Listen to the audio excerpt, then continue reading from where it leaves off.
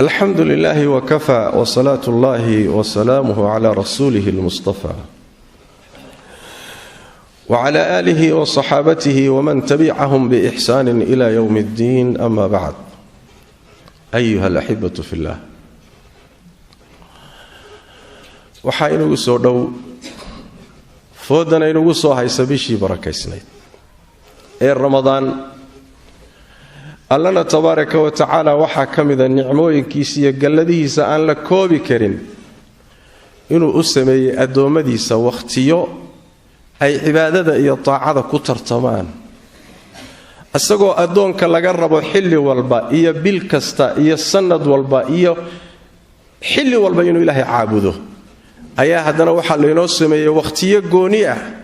oo loogu talagalay inaan gallo tartan ziyaada ah laga faa'iideysto. bishii barakaysnayd ee Ramadaan baa ka mid oo inagu soo aadan. waa xilli Rabbi tabaaraka wa tacaala uu dhexdiisa dhigay baraka iyo khayraad fara badan. waa xilli Rabbi tabaaraka wa tacaala ummadda Nabi Muhammad salawaatu rabbi wa salaam alayhi hiba loo siiyey, hiba qaali ah oo Ilaahay Nabi Muhammad ummadiisa uu siiyey way salawaatu rabbi wa salaamu alayhi. sidaas daraadeed waqtiga qiimaha badan ee inagu soo socda ee muddada kooban ay ka laaban tahay inaad ku baraarugto way una diyaar garowdo saad uga faa'iideysan lahayd. shayga ugu muhiimsan ee maanta ku hor yaalana ka isaga wax naftaada ma ah, ganacsigaagana ma ah, xoolahaagana ma ah. shayga ugu muhiimsan ee maanta miiska ku saarani waa Ramadaan seed uga faa'iideysataa waa dhowr qodob aan tilmaanno oo loo baahan yahay intayna bishu soo galin inaynu meel saarno. qodobka koobaad iyo tilaabada koobaad waxay tahay inaynu ogaanno qiimaha iyo qadarka ay leedahay bishani leedahay. jaaniskani intuu leeyahay iyo qiimaha iyo qadarka uu leeyahay inaga mudan yahay inaynu ogaanno waa laga maarmaan. لأن كل شيء سيدا وكوغو قيمي سنيح أيات دادالك آتكو بحين يسايئون نقضاه. وحين يقفل القضب كإساقا النبي جينا صلوات ربي والسلام عليه ملك الجبريل باويمت مركزه حكويري هفوق هذا ونحريست إلهي هكدركو هلقدركيو روح رمضان أصوق علي oo Ramadaan dhamaado korkiisa ku dhamaaday asagoon loo dambi dhaafin. wax loogu dambi dhaafo muusan la imaanin. soonkii bisha,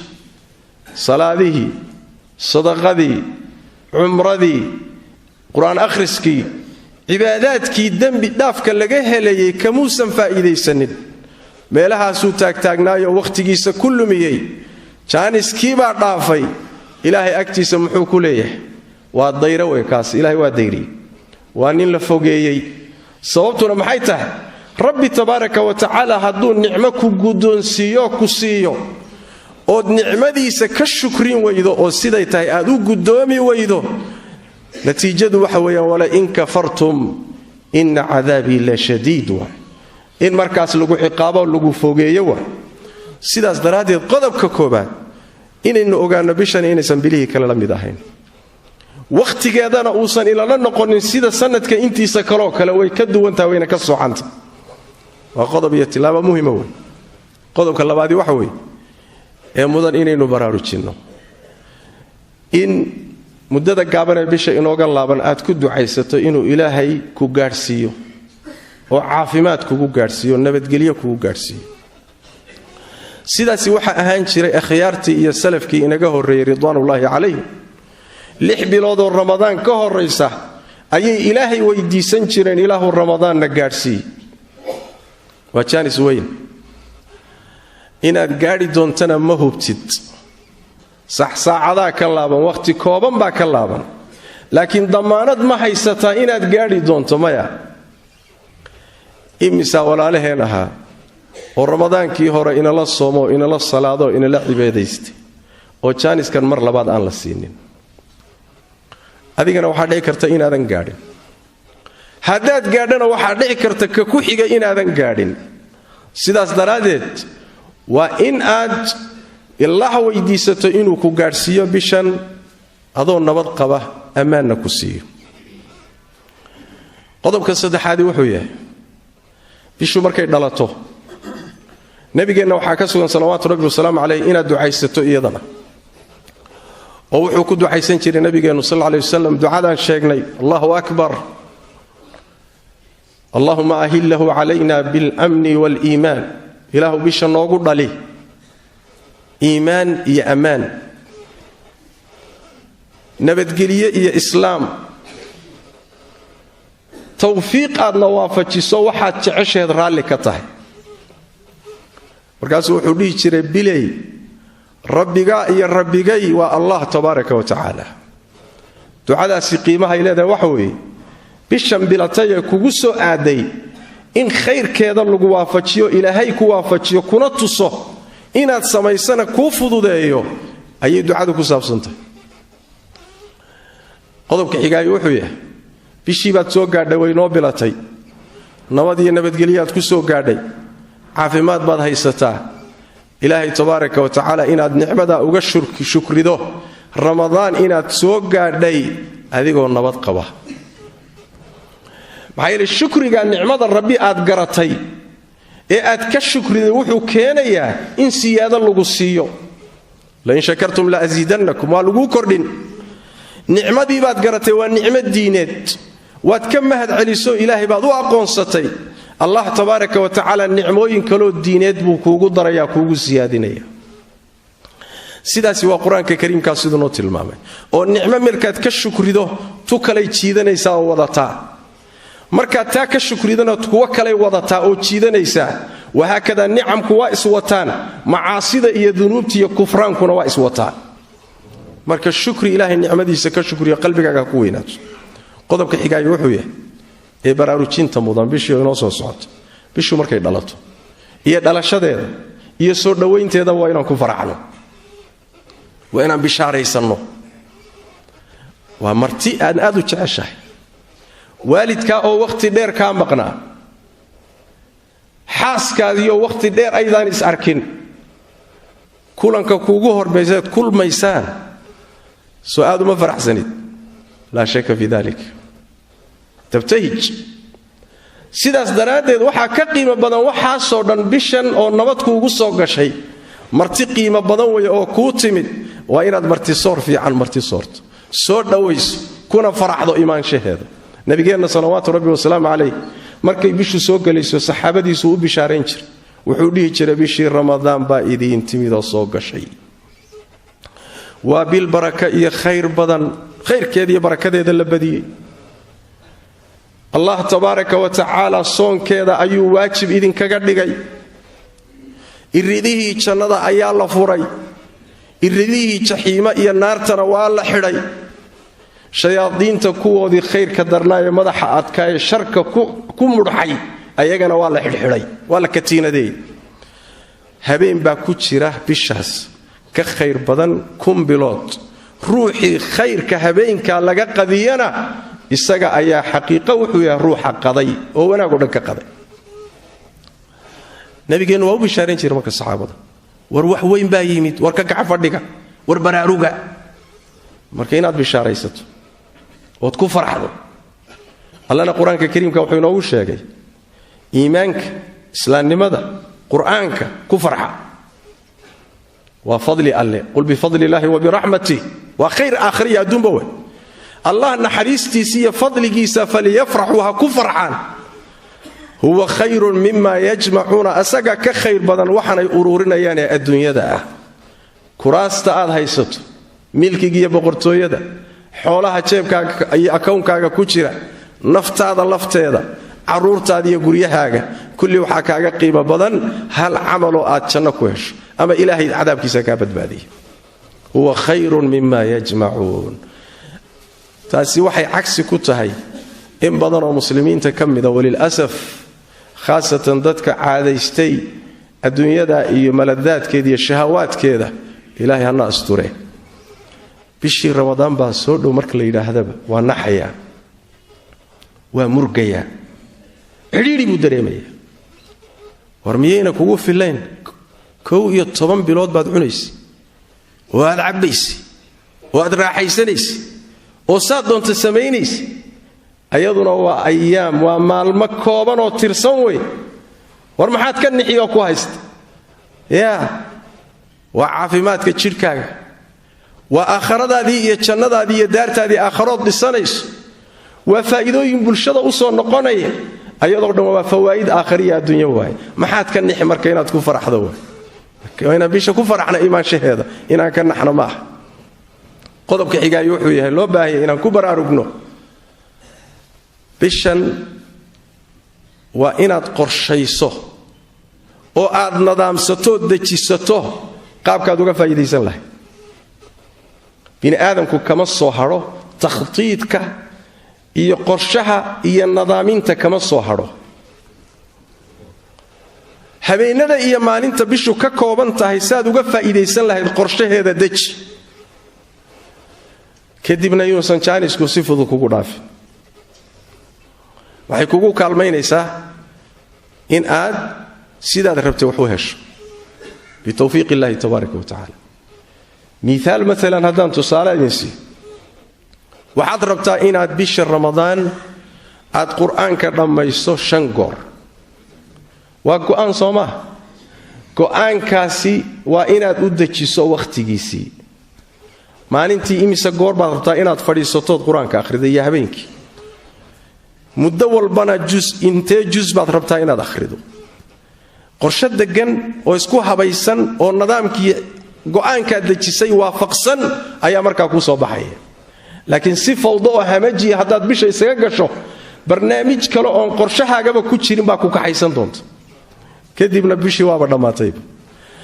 beddelka aynu adduunyadeenna qorshe iyo nidaam u samaysanayna tanaa ka mudan ganacsadada iyo tujaarta waa idinka arkay bilaha suuqu dhaqdhaqaaqayo ee ganacsigu fiican yahay intaan la soo gaadhin bilahabaa qorshe la sii dejinaya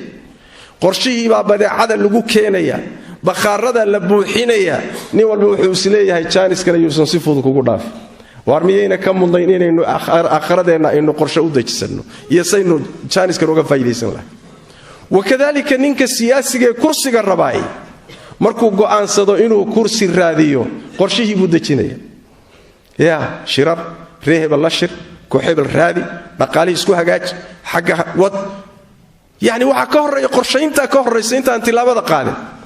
qorshayso qaabkaad bisha uga faa'iidaysan lahay waxay kuu fududaynaysaa hawsha iyada qodobka xigaayo wuxuu yahay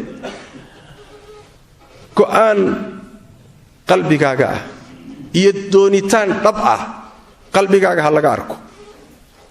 allah tus tabaaraka wa tacaala qalbigaagana ha ka arko inay go'aan kaa tahay inaad bishaa faa'iidaysan rabto daaca inaad rabto aakhira inaad rabto inaad ridihiisa raadinayso go'aankaa qalbigaaga ha lagu arko maxaa yeelay allah tabaaraka wa tacaala addoommada wuxuu wax ku siiyaa kolba qadarka go'aankooda iyo niyadooda xadiidkii nebiguna waa kii ahaa innama alacmaalu binniyaat niyadaada iyo qasadkaaga buu alla fiirinaya xadiidkii waa kii ah nebiga salawaatu rabbi wasalaamu calayh ina allaha laa yanduru ilaa suwarikum walaa ilaa ajsaamikum walakin yandur ilaa quluubikum waacmaalikum allah meeshuu kaa fiirinayo waa qalbiga maxaa qalbigaaga ku jira haddaad rabto inaad wakhtiga kaga baxdo laalaab kaga baxdo oo aad wareegaysato ama adduunyadaadaba u badato qalbigaaga hadduu sidaa ku jiro wixii qalbigaaga ku jiray baad ilaahay ka sugi tabaaraka wa tacaala biidni illaahi tabaaraka wa tacala saas daraaddeed go'aan oon shakiya laalaab ku jirin oo saadiqa ilaahay ula imo faidaa cazama almru falow sadaquu allaha lakaana khayran lahu man sadaqa allaha sadaqahu tabaaraka wa tacala ruuxii ilaahay run kula dhaqma ilahay run buu kula dhaqma go'aan dhawa marka la imo qodobka xigaayo wuxuu yahay bishii baa soo socota intaynan bishu gelin waxaa la rabaa inaan ku dadaallo sidii aynu u baran lahayn axkaamta bisha ku saabsan u fahmi lahayn see bisha looga faa'iidaystaa soonka iyo axkaamtiisa salaada taraawiixda iyo axkaamteeda sadaqa haddaad baxsanaysa iyo axkaamteeda haddaad cumraysanaysa iyo axkaamteeda qur-aanka akhrintiisa iyo aadaabtiisa waa inaad barato ood haddaba ku dadaasho لأن وحويان وحقات سمينيس هدوسا علمي اثنين وتعب خسار إلهي أكتسنا وحبك جهل ميس علمي قنا وحو أساس ويهي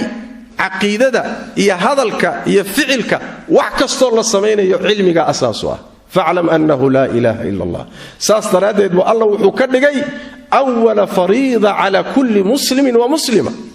واجبك ugu horeeya ruuxa muslimka rag iyo dumar basaaran waa inuu barto sidoo uu cibaadaysan lahaa marka hadaad akhrin karto kutubta akhri wixii laga qoray akhri hadaadan akhrin karin oo taalacan kareynin dhageyso wixii laga duubay hadii ay wax ka qarsoomaan oo mas'ala kugu adkaato ha iska qardajeecine ehelkeedii iyo culimada weydiyo la carar fasalu ahla dhikri in kuntum la ta'lamun si ad allah u caabudo على علم وبصيرة أقون يقرش ساد وعابد هذا جهل إلهي وعابد إن بدن وعامضة كمذا وللأسف والدداليان لكن مرر بدن ددال كودو ميل خلطو كدعيا وحاجاتيه يسليهين أيقو إلهي قلنا وادا لو حلقا من يكفو قادا لأنه وحي ما بقرنا يزيد يا صلي ارجع فصلي فإنك لم تصلي بكوتالا كعنقو صلاة كلها أبو تكو وحي هرو تكتي وحما هين وهذا سكفور فرصة تموين صلاة ماذا تكني لأن صلاة هذا مع علمية اثنين صونك إيهابينك استاقي سنة النبي قال نوحي صلوات ربي والسلام عليه رب صائم ليس له من صيامه إلا الجوع والعطش تضبطون الصوما صونك وذا كهل ما يوحان أون إيقاتشك أهي وحبي لها اكتس أميان ويقول رفاضين والرب قائم ليس له من قيامه إلا السهر تضبطون هبينك تاغن والتراويح تاغن وصلاة الليل تاغن استاقا يرفي وحي كهليان كلي إني سوچيدين ودالين والرفاضين لكن أجر مله ورمحا يكون عضي وحبا كاخلدا أما النيذي إخلاص كيبا كاخلدا أما عمل كاغا وافق سنين هديك النبي محمد صلوات ربي والسلام عليه ساس دراديد واللقوسو ديديا علمية عبادته قضب كاسي وقضب مهم قضب كوكو دمبيه ee mudan inaan tilmaanay isagana wax weey bisha soo gelitaankeeda ka hor markay soo gasho dhamaadkeeda waxaad ku dadaashaa inaad toobad keento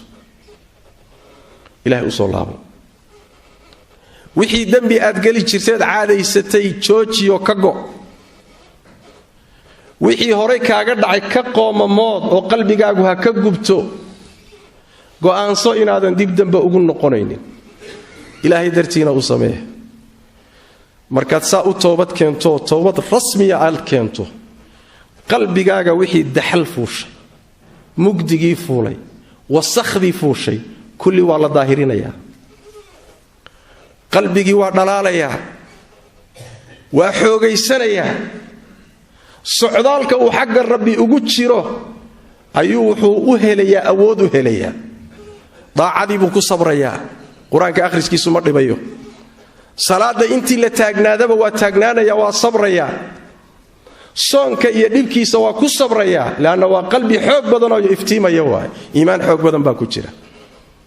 saastaradeed baa nabigeenu wuxuu salawaatu rabbi wa salaam alayhi adoonka markuu dunuubta galo qalbiga wasakoobo daxal fuusha